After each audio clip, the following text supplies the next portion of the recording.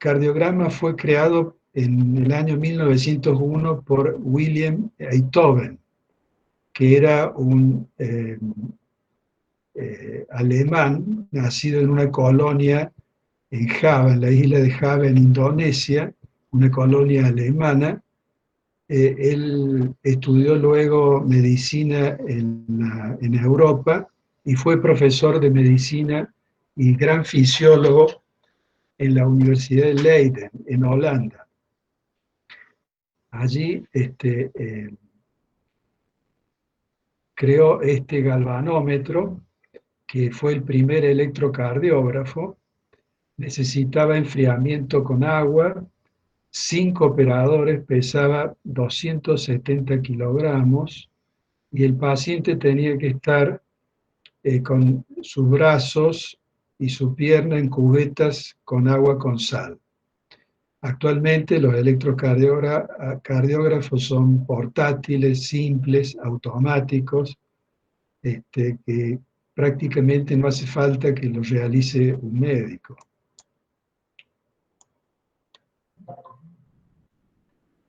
Con el electrocardiógrafo se registran estas imágenes, que es la clásica, donde tenemos la onda P, que corresponde a la despolarización de la aurícula, el complejo QRS, la onda Q es la primera deflexión negativa, que es la despolarización de los ventrículos, la onda R es la primera deflexión positiva, y la onda S es la segunda deflexión negativa. Luego tenemos la onda T, que es la repolarización de los ventrículos, y la onda U, que es un cuarto de tamaño con respecto a la T, que es la repolarización tardía de los músculos papilares. Entonces, este es el gobierno eléctrico que tiene el corazón en cada ciclo cardíaco. Prestamos mucha atención a la onda P, que es la despolarización de la aurícula, mucha atención al QRS, despolarización de los ventrículos, a la onda T, repolarización de los ventrículos, y además al intervalo PR, que es el tiempo de demora desde el estímulo auricular a que ingrese al ventrículo. Es la demora del nódulo aurículo-ventricular. Y el intervalo QT también lo tenemos en cuenta, que es la sístole eléctrica ventricular, que suma la despolarización más la repolarización. También nos vamos a fijar en el nivel que tenga el segmento ST, que tiene que estar siempre en la línea isoeléctrica, porque con algunos problemas genera un aumento, un desplazamiento del ST hacia arriba, que se llama supradesnivel del ST, o desplazamiento del ST hacia abajo, que se llama infradesnivel del ST. Ustedes se fijan que la imagen del electro está sobre un sistema de cartesiano, en donde las abscisas significan tiempo. Cada cuadradito chiquito en tiempo son 4 centésimas de segundo, o sea, 0,04 segundos. Y en altura es el voltaje. 10 cuadraditos chicos equivalen a 1 milivoltio. Así que ese es el estándar donde siempre vamos a trabajar para saber el tiempo, para saber la intensidad del voltaje. Cuando hacemos el electrocardiograma, conectamos a nuestros pacientes los electrodos en cada muñeca, en cada tobillo, y después los colocamos en el precórneo. Entonces, de acuerdo a cómo conectamos el aparato, va registrando la derivación de uno, porque toma como positivo este brazo, el brazo izquierdo. La derivación de 2 toma como positiva la pierna izquierda, la derivación de 3 positiva de la pierna izquierda y negativo del brazo izquierdo. Después vienen las otras 3 unipolares, que son combinaciones de este tipo. Entonces tenemos 6 derivaciones unipolares que se denominan derivaciones del plano frontal. Y tenemos las del plano horizontal, que son las precordiales, donde el electrodo positivo se coloca primero en el cuarto espacio intercostal, en el borde external derecho, se denomina B1, B2 en el cuarto espacio intercostal, en el borde external izquierdo, B4 en el quinto espacio intercostal, en la línea hemiclavicular, B3 sería al medio de la distancia entre B2 y B4, B5 estaría en el quinto espacio intercostal, línea axilar anterior, y B6 está en el quinto espacio intercostal, línea axilar media. Son 6 derivaciones precordiales. ¿Por qué realizamos estas derivaciones? Cada derivación es la ventana de donde estamos mirando la actividad eléctrica del corazón. En ABR miramos desde el hombro derecho, es decir, estamos mirando el corazón desde atrás. En las precordiales, en B1 y B2, estamos mirando sobre todo el corazón derecho. B3 y B4 miran la cara anterior del corazón izquierdo. B5 y B6 miran la cara lateral del corazón izquierdo. Es decir, que haciendo un repaso, este es el corazón. D1 mira el corazón desde la axila izquierda. D2 mira el corazón desde abajo y la izquierda. D3 mira el corazón desde abajo y a la derecha. ABR mira el corazón desde el hombro derecho. ABL mira el corazón desde el hombro izquierdo. Y ABF mira el corazón desde abajo.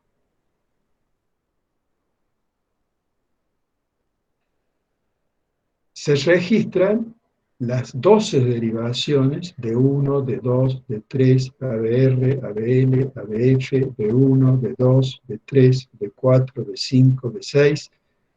Los aparatos actualmente lo hacen en forma automática, lo puede hacer un técnico o una enfermera, pero también puede hacerse manual. Los aparatos antiguos lo hacen manual y siempre en forma universal se requieren estas 12 vistas eléctricas. Hay más derivaciones distintas que se usan en forma específica por determinados problemas, pero las estándar que se utilizan son estas 12. Algo que hay que recordar siempre cuando se hace un electro son de poner 2 cosas: el nombre del paciente y la fecha. Sin nombre no sabemos de quién es y sin fecha no sabemos de cuándo es. Son 2 elementos que hay que agregar siempre cuando realizamos un electrocardiograma.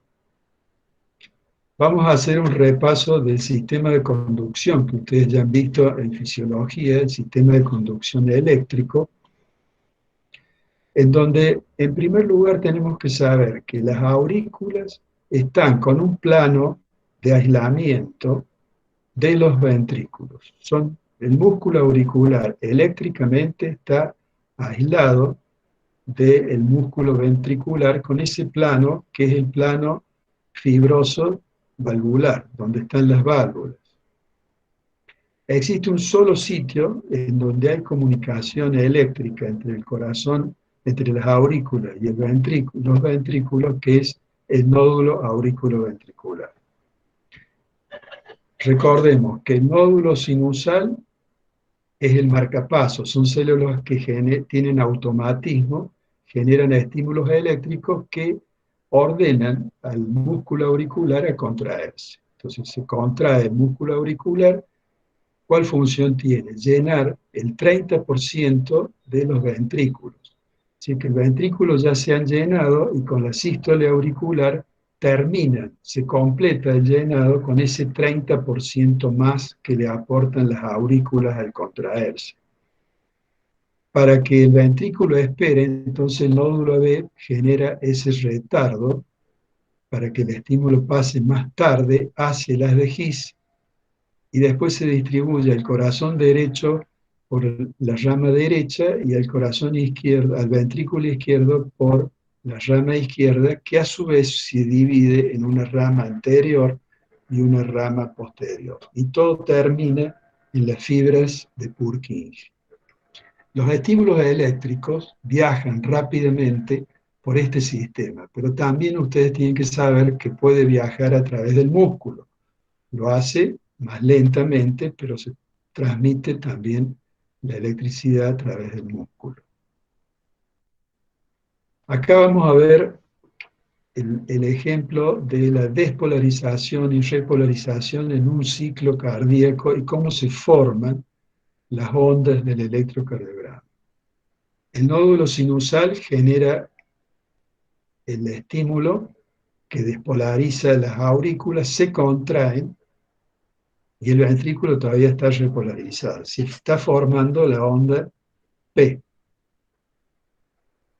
Cuando termina el retardo del nódulo B, se ha formado ya la onda P y el intervalo PR o PQ.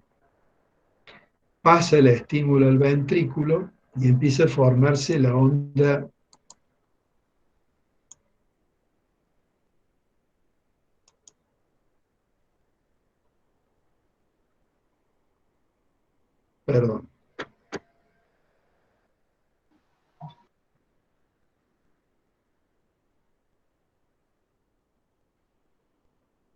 perdón, sigo.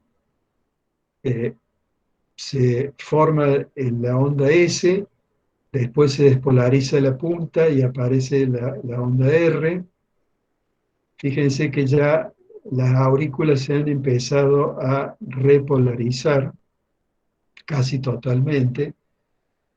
Luego se forma la onda S, se ha despolarizado todo el ventrículo, se contrae el ventrículo, la sístole es ventricular, las aurículas ya están repolarizadas. Y empieza después la repolarización del ventrículo, por donde comenzó la despolarización, es decir, empieza el tabique y la punta, y se forma la onda, se empieza a formar la onda T.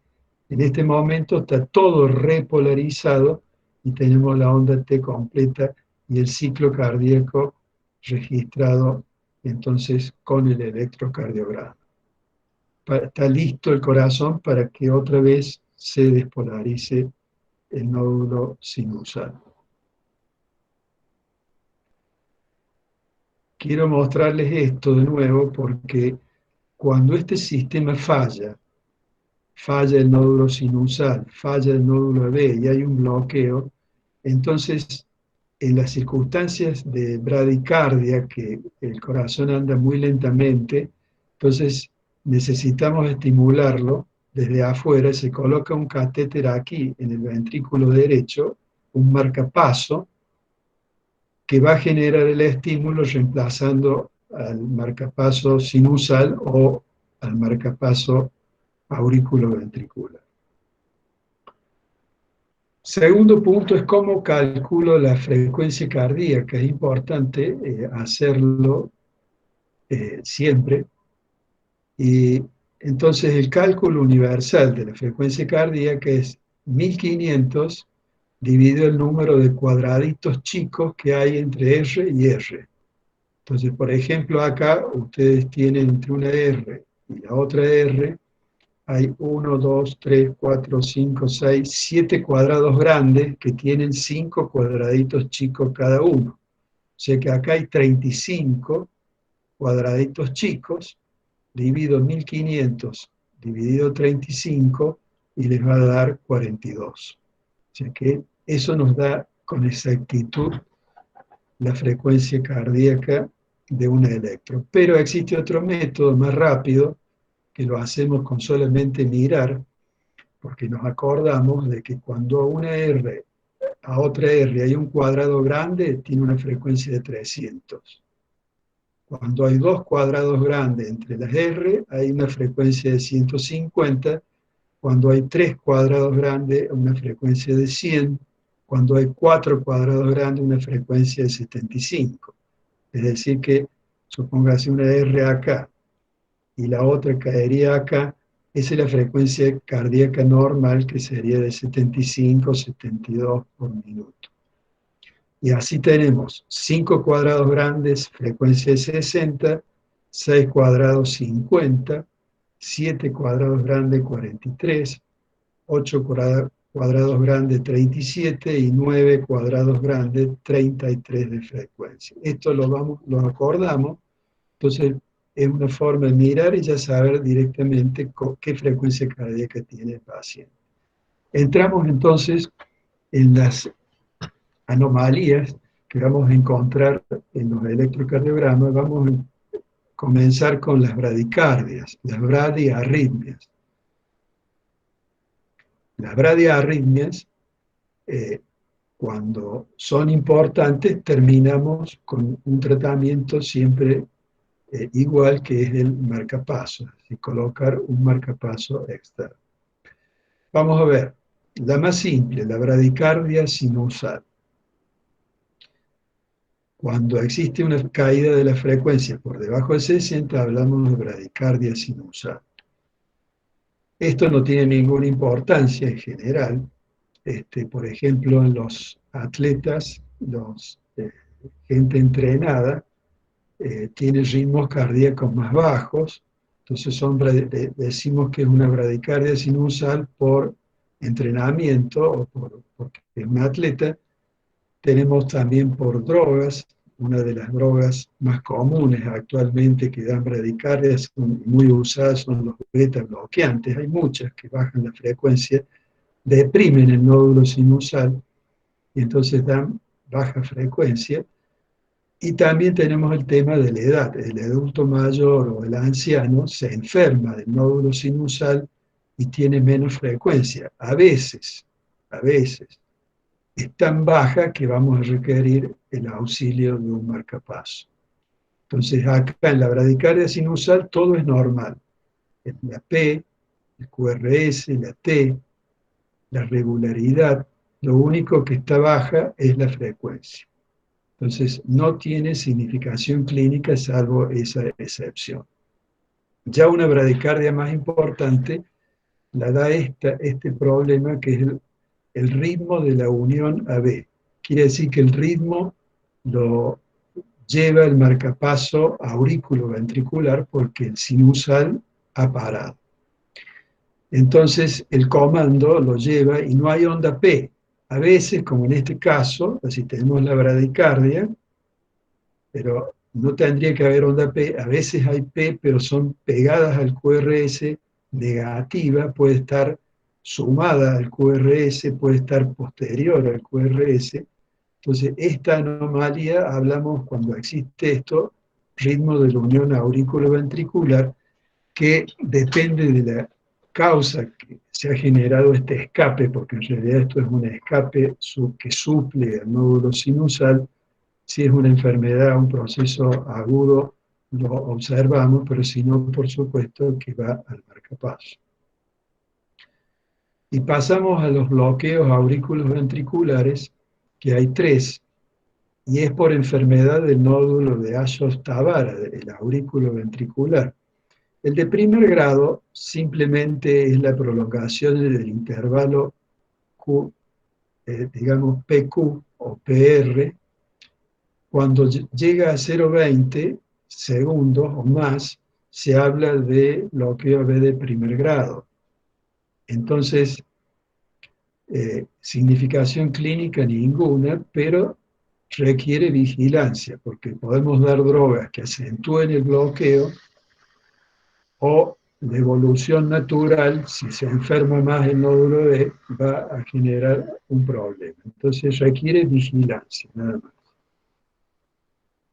El de segundo grado, hay 2 de segundo grado, el tipo 1 y el tipo 2. el tipo 1, ustedes ven que hay P, QRS, P, QRS, P, QRS, P, falta el QRS, acá existió el bloqueo, y arranca nuevamente P, QRS otra vez. Entonces acá se bloqueó. No pasó el estímulo de la aurícula al ventrículo y observamos que los intervalos PR son cada vez más prolongados. Acá 36 centésimas, 38 centésimas, 40 centésimas, hasta que se bloquea. Eso se denomina fenómeno de Benkevatch, la prolongación del intervalo PR progresiva, entonces se llama fenómeno de Benkevatch. Este bloqueo de primer grado no tiene significación, es solamente observar vigilancia, como pasaba con el de primer grado. Este otro es el bloqueo segundo grado tipo 2. Acá vemos que la P esta no conduce, arranca con esta P, QRST, P, QRST y otra P que no conduce. Observen que los intervalos PR son iguales, no ha habido modificación hasta que falta un complejo. Entonces, este es el tipo 2, no tiene Benkevatch, y este sí requiere marcapaso. Este es más importante que el anterior y requiere como solución el implante de un marcapaso con un catéter en el ventrículo derecho. Y el más importante es el bloqueo AB de tercer grado, denominado bloqueo AB completo, en donde late las aurículas por un lado y los ventrículos por el otro, en forma independiente, sin ninguna relación, porque el nódulo B está tan enfermo que no deja pasar nunca un estímulo de la aurícula al ventrículo. Entonces vemos las ondas P, todas regulares, a una frecuencia de 72 o de acá está con 90, y la frecuencia ventricular independiente más baja, no hay relación de las P con los QRS. Fíjese, esta P cae sobre una T, esta también sobre una T, pueden caer sobre el QRS también. Entonces, la frecuencia cardíaca acá es la que capturó o suplió el ARGIS. Entonces está con una frecuencia de 30 aproximadamente, que no es suficiente. Es decir, podemos estar a lo mejor en reposo, pero cuando hacemos alguna actividad nos va a faltar energía, nos va a faltar fuerza, nos va a faltar el aire también. Entonces requiere un marcapaso. El bloqueo de tercer grado es el que se asocia al síncope, que es la pérdida súbita de la conciencia de origen cardíaco.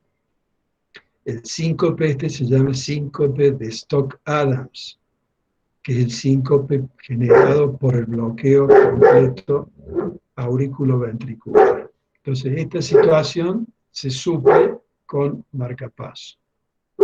Entonces, tenemos que aprender cómo se ve el marcapaso en un electrocardiograma.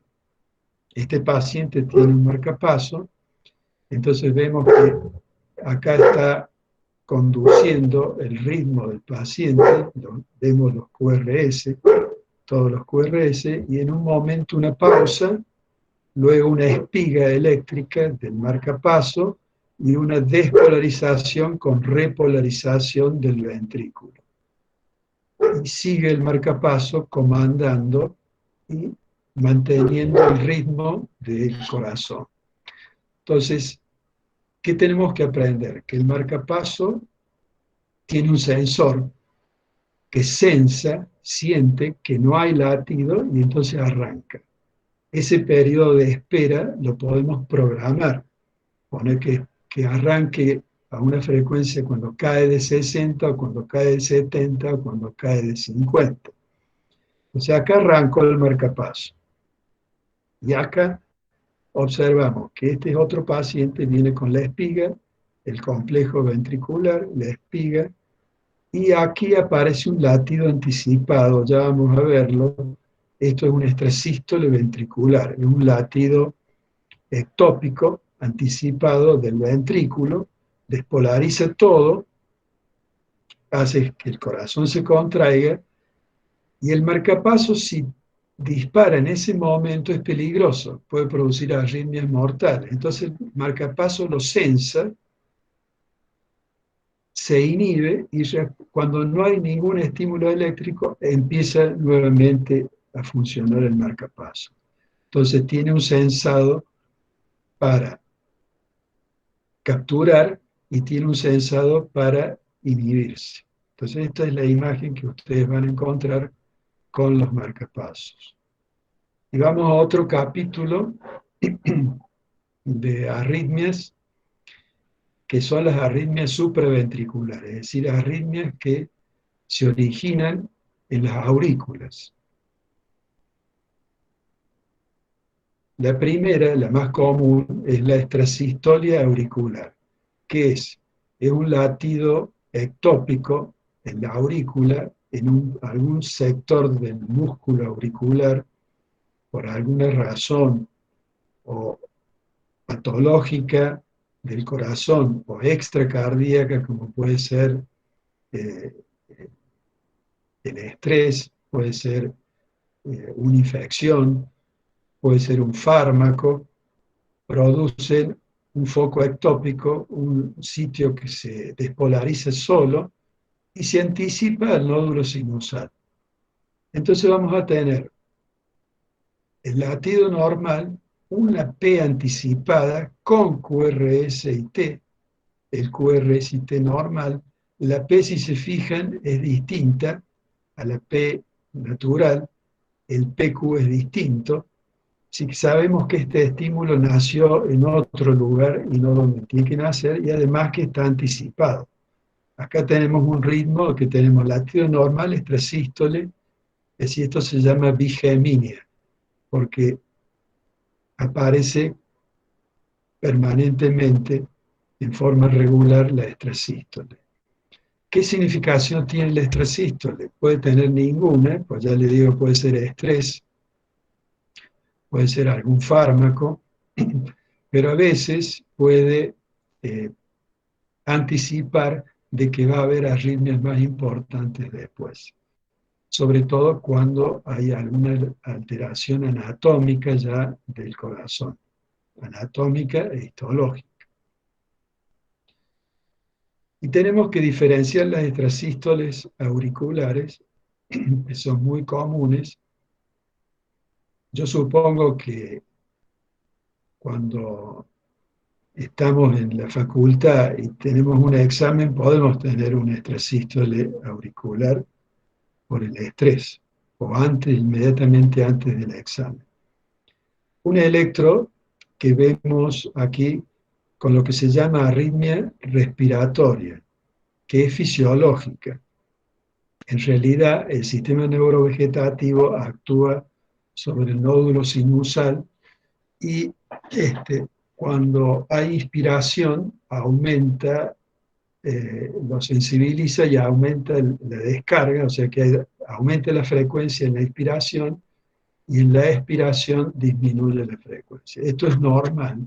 Esta arritmia respiratoria es más marcada en los niños que tienen un sistema neurovegetativo más poderoso, es menor en el adulto y no existe casi en el anciano. Arritmia sinusal respiratoria, las P y los intervalos, PR o PQ, son todos iguales. Así que lo que cambia, si ustedes se fijan cuando van haciendo el electro, que cuando el paciente respira, aumenta la frecuencia. Cuando inspira, aumenta la frecuencia. Y vamos a una taquicardia paroxística supraventricular. Se ha generado un estímulo independiente del nódulo sinusal que automáticamente y regularmente va despolarizando la aurícula. Y entonces va bombardeando al ventrículo y llevando un ritmo de taquicardia. Generalmente, en este caso, más que un foco ectópico, es un circuito de reentrada. Es decir, que hay un estímulo que va por la vía normal, por el nódulo B, y vuelve a la aurícula por otra vía, que no debería existir. Entonces ese circuito de reentrada mantiene el estímulo este permanente que se llama taquicardia paroxística supraventricular. El paciente se siente mal, se siente flojo, se siente con falta de aire y comienza súbitamente, es de comienzo súbito. Por ejemplo, una taquicardia sinusal por ejercicio o por estrés aumenta en forma progresiva y cede en forma progresiva. Estas taquicardias paroxísticas tienen la característica de que comienzan súbitamente y terminan súbitamente. Y tienen otra característica que es importante que ustedes conozcan, que el paciente que está con esto, un paciente joven que tenga esto, generalmente es un problema congénito y lo podemos cortar con maniobras vagales. Así que al paciente le hacemos masaje de seno carotidio, podemos hacer compresión de los globos oculares, podemos pedirle que haga una maniobra de Valsalva. Todos esos estímulos vagales cortan la taquicardia. O sea que es un recurso que tenemos diagnóstico y terapéutico a la vez.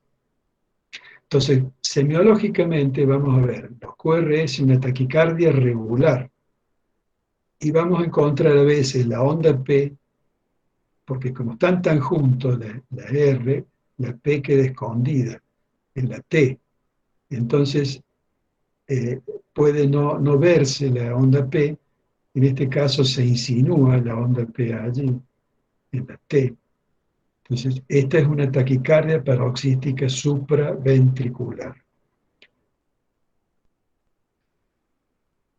Este es un caso más avanzado de arritmia, en donde necesitamos un sustrato patológico, es decir, que siempre está la aurícula que tenga el flúter auricular o aleteo auricular, es una aurícula que está dilatada e histológicamente el músculo está invadido por tejido fibroso también.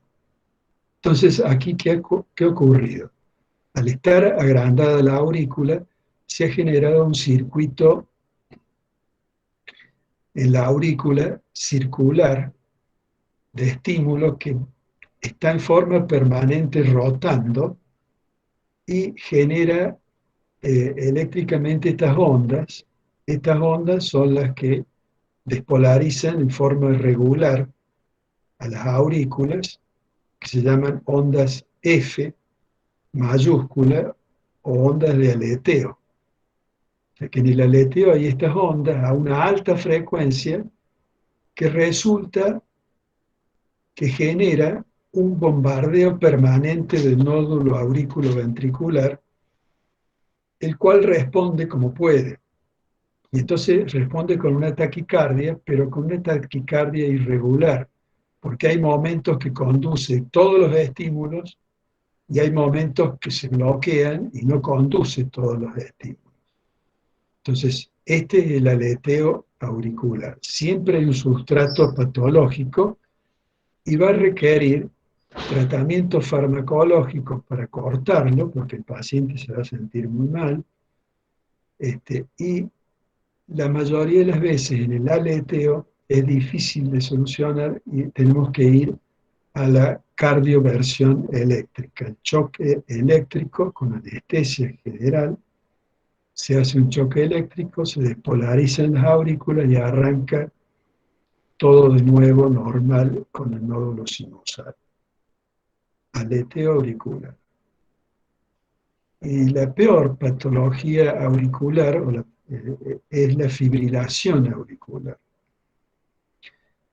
Acuérdense que la palabra fibrilación auricular o ventricular significa mecánicamente paro de la aurícula.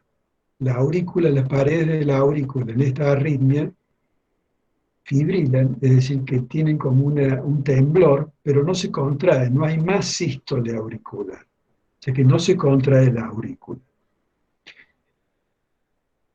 En la fibrilación existe un circuito como en el aleteo, pero peor. Hay no un circuito solo, hay múltiples circuitos en muchas direcciones que generan un bombardeo de estímulos eléctricos al nódulo auriculoventricular y el nódulo auriculoventricular responde como puede. Si algunos pasan, otros no, pero sale una taquicardia irregular, como era el aleteo, más irregular todavía que el aleteo, porque el aleteo hay momentos que es regular.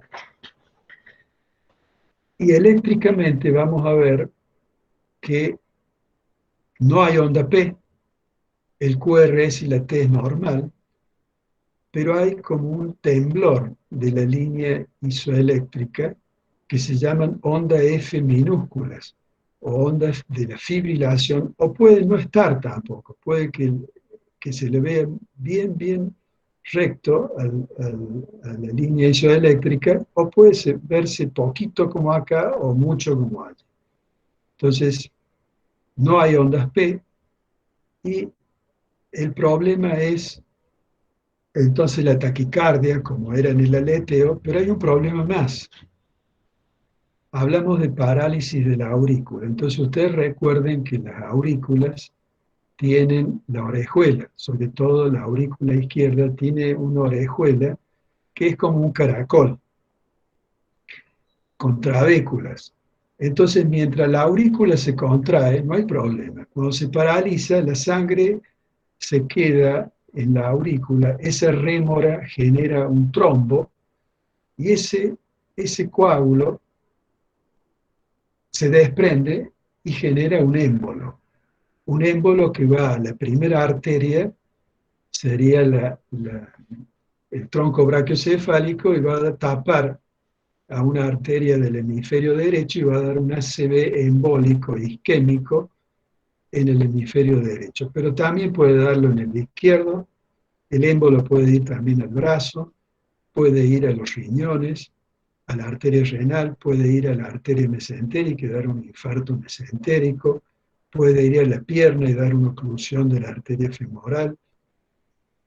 Es decir, que el problema que tiene la fibrilación, aparte de la taquicardia y de haber perdido el 30% de carga del ventrículo, porque acá perdemos la carga final del ventrículo. Entonces, vamos a tener un 30% menos de rendimiento.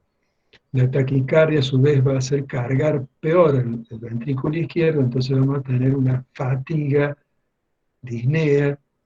Pero aparte de eso, el problema grave es el embólico. Y entonces estos pacientes, aparte de tratar de revertirla con una cardioversión eléctrica o con drogas, es darle tratamiento anticoagulante. El tratamiento anticoagulante nos protege de los procesos embólicos generados por la fibrilación auricular. A continuación, entonces, terminamos las arritmias auriculares y les voy a pasar 3 casos clínicos para que ustedes después lo trabajan. El primero es un paciente de sexo femenino de 58 años de edad que presenta un episodio sincopal. Es asistida de inmediato registrándose el siguiente electrocardiograma. Frecuencia de los QRS de 32 latidos. Ondas P regulares con frecuencia de 72 latidos por minuto e intervalos PR diferentes e irregulares. ¿Cuál es su impresión diagnóstica? El caso 2 es un paciente masculino de 58 años, tabaquista, que presenta un dolor precordial intenso, de comienzo súbito, con irradiación a cuello. Es asistido de inmediato registrándose el siguiente electro: ritmo sinusal a 100 latidos por minuto, supradesnivel del ST en D2, D3 y ABF, resto del registro es normal. ¿Cuál es su impresión diagnóstica?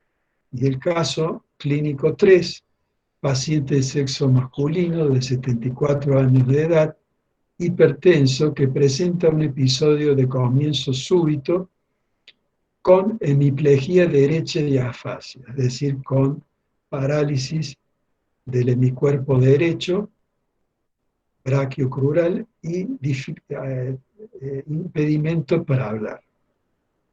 Es asistido de inmediato registrándose el siguiente electrocardiograma: frecuencia cardíaca de 120 latidos por minuto, ausencia de ondas P, presencia de ondas F, QRS normales pero con ritmo irregular. ¿Cuál es su impresión diagnóstica? Entonces, vamos a hacer un descanso